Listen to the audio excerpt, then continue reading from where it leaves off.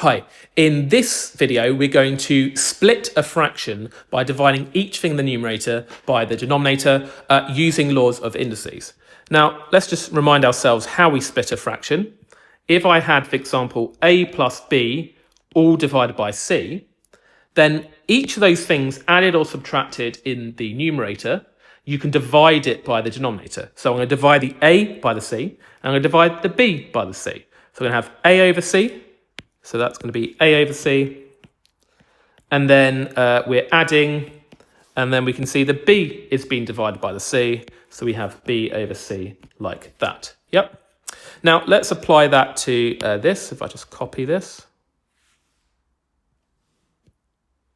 hope I do this right. Yes, I did. Well done me. Okay, right. So now what we're going to do here is we're going to divide each of the things in the numerator being added together by that denominator here. So firstly, I'm going to divide this by this. So let's divide these numbers on the front first. We call these the coefficients of the term, the numbers in front of each algebraic term, known as coefficients. So we're doing 10 divided by 7, which is just 10 sevenths, right? That doesn't simplify or give us a nice decimal or something. Let's write as 10 sevenths. Next, we're going to do the x to the 5 over 2, x to the 5 over 2, divided by x to the 3 over 2. Remember, when we divide two powers, we subtract the indices. So, for example, if I had x to the 7 divided by x to the 4, you subtract the indices to get x to the power of 7 minus 4, which is 3, like that, yeah?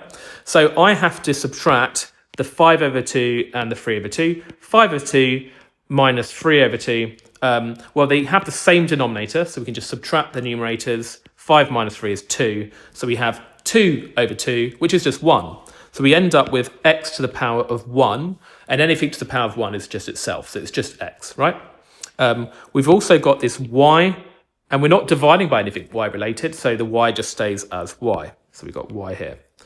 And now we've got this plus, and now we've got to divide this term here, the second term in the numerator, by this denominator here, right? So let's first divide the coefficients, the numbers on the front. 35 divided by 7 is 5, so let's put the 5. And now we're dividing the x to the 3 over 2 by x to the power of 3 over 2. Well, I'm dividing something by itself, so it's just 1, right? But the thing is, 5 times 1 is just 5. So basically, these terms cancel. That cancels with that when you divide them, and you're just left with 5, right? So that is the final answer.